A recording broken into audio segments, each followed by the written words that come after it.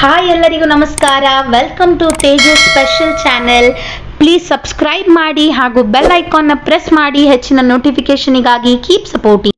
ಇವತ್ತಿನ ನಮ್ಮ ರೆಸಿಪಿ ಮಸಾಲೆ ವಡೆ ಹೇಗೆ ಮಾಡೋದು ಅಂತ ನೋಡೋಣ ಬನ್ನಿ. ಇಲ್ಲಿ ನಾವು 2 ಬೆಳ್ಳುಳ್ಳಿನ ಬಿಡಿಸ್ಕೊಂಡು ಇಟ್ಕೊಂಡಿದ್ದೀವಿ. ಸ್ವಲ್ಪ ಚಕ್ಕೆ, ಸ್ವಲ್ಪ ಲವಂಗ, ಒಂದು 4ರಿಂದ 5 ಲವಂಗ, ಚಿಟಿಕೆ ಅರಿಶಿನ ಪುಡಿ, ಹಾಗೂ ಇಲ್ಲಿ ಖಾರಕ್ಕೆ ಎಷ್ಟು ಬೇಕು ಅಷ್ಟು ಹಸಿಮೆಣಸಿನ್ಕಾಯಿನ ತೊಗೊಂಡಿದ್ದೀನಿ. ಇಲ್ಲಿ ನಾನು ಸ್ವಲ್ಪ ಶುಂಠಿ. ಈಗ ನಾವು ಈ ಎಲ್ಲ ಸ್ಪೈಸಸ್ನೂ ಒಂದ್ಸಲ ನೀಟಾಗಿ ನೋಡ್ಕೊಳ್ಳಿ. ಸ್ವಲ್ಪ ಕೊತ್ತಂಬರಿ ಸೊಪ್ಪು ಕೂಡ ಇದಕ್ಕೆ ನಾವು ಆ್ಯಡ್ ಮಾಡ್ತಾ ಇದ್ದೀವಿ. ಆಮೇಲೆ ಇಲ್ಲಿ ನಾನು 2 ಆನಿಯನ್ನ ಕಟ್ ಮಾಡಿ ಇಟ್ಕೊಂಡಿದ್ದೀನಿ, ಉದ್ದುದ್ದಾಗಿ ಕಟ್ ಮಾಡಿ ಇಟ್ಕೊಂಡಿದ್ದೀನಿ ಇಲ್ಲಿ ನಾನು.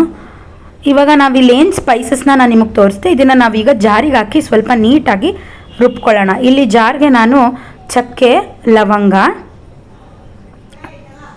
ಲವಂಗ ಮತ್ತು ಸ್ವಲ್ಪ ಶುಂಠಿ, ಹಸಿಮೆಣಸಿನ್ಕಾಯಿ, ಇಲ್ಲಿ ಖಾರಕ್ಕೆ ಎಷ್ಟು ಬೇಕು ನಾನು ಅಷ್ಟು ಹಸಿಮೆಣಸಿನ್ಕಾಯಿನ ಹಾಕೋತಾ ಇದ್ದೀನಿ. ನೀವು ಬೇಕಾದರೆ ಒಣಮೆಣಸಿನ್ಕಾಯಿ ಕೂಡ ಆ್ಯಡ್ ಮಾಡ್ಕೋಬೋದು, ಹಾಗೂ ಚಿಟಿಕೆ ಅರಿಶಿನ. ಸೊ ಇದನ್ನು ನಾವು ನೀಟಾಗಿ ಫಸ್ಟು ರುಬ್ಕೊಳ್ಳೋಣ. ಹಾಗೂ ಇಲ್ಲಿ ನಾನು 2 ಬೆಳ್ಳುಳ್ಳಿನ ಉಪಯೋಗಿಸಿದ್ದೀನಿ. ಇಲ್ಲಿ ಜಾಸ್ತಿ ಬೆಳ್ಳುಳ್ಳಿ ಕೂಡ ಹಾಕಿಲ್ಲ. ಈಗ ನೋಡಿ ಸ್ವಲ್ಪ ಕೊತ್ತಂಬರಿ ಸೊಪ್ಪನ್ನ ಆ್ಯಡ್ ಮಾಡಿ ನಾವಿಲ್ಲಿ ನೀಟಾಗಿ ಮಸಾಲೆನ ಗ್ರೈಂಡ್ ಮಾಡ್ತೀವಿ. ಅದು ಫೈನ್ ಪೇಸ್ಟಾಗಿ ಗ್ರೈಂಡ್ ಆಗಬೇಕು. ಸೊ ಈಗ ಇಲ್ಲಿ ನಾನು ಏನು ಕಟ್ ಮಾಡ್ಕೊಂಡಿದ್ದೆ ಆನಿಯನ್ನ ಅದನ್ನು ಇಲ್ಲಿ ತೊಗೊಂಡಿದ್ದೀನಿ. ಅದಕ್ಕೆ ಸ್ವಲ್ಪ ಕೊತ್ತಂಬರಿ ಸೊಪ್ಪನ್ನ ಕೂಡ ಆ್ಯಡ್ ಮಾಡಿದ್ದೀನಿ. ಈಗ ಇಲ್ಲಿ ನಾನು ಹೇಗೆ ರುಬ್ಬಿದ್ದೀನಿ ಅಂತ ತೋರಿಸ್ತೀನಿ ನೋಡಿ ನಾನು ನಿಮಗೆ. ಈಗ ಇದಕ್ಕೆ ನಾವು ಆಲ್ರೆಡಿ ನೆನೆಸಿಟ್ಟಿರೋ ಕಡಲೆಬೇಳೆ, ಸುಮಾರು ಒಂದು ಹಾಫ್ ಆನ್ ಅವರ್ ಅಷ್ಟು ನಾನು ಇಲ್ಲಿ ಕಡಲೆಬೇಳೆನ ಮುಂಚೆನೇ ನೆನೆಸಿಟ್ಟಿದ್ದೆ. ಸೊ ಸ್ವಲ್ಪ ಮಸಾಲೆ ಜೊತೆಗೆ ಈ ಕಡಲೆಬೇಳೆನ ಹಾಕಿ ನಾವು ನೀಟಾಗಿ ಗ್ರೈಂಡ್ ಮಾಡಬೇಕು.